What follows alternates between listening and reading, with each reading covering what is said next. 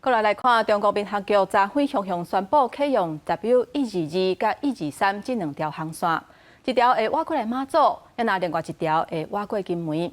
中国是讲开这两条航线是为着要解决空域交通塞车的问题，对两方拢有好处。那咱国民航局是批评讲，这严重影响到咱飞行的安全，呼吁中国都要赶紧协商。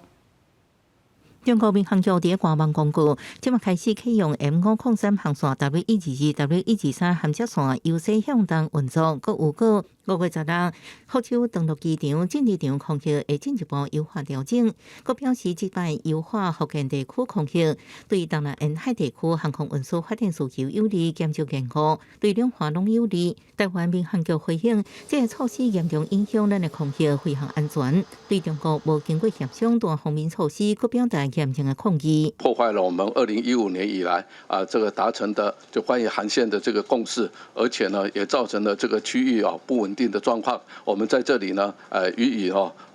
严重的这个谴责。我们也希望中国呢能够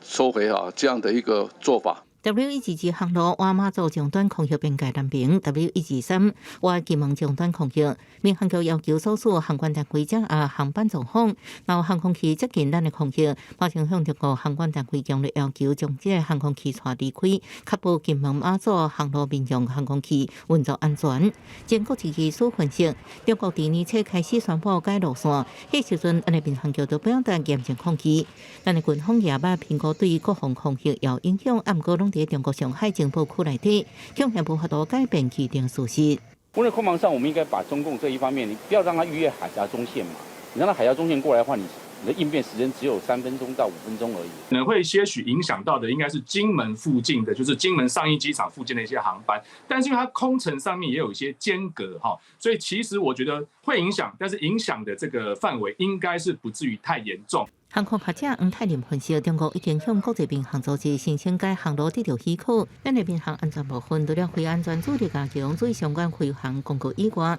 恐惊也无法度改变这个事实。记者综合报道。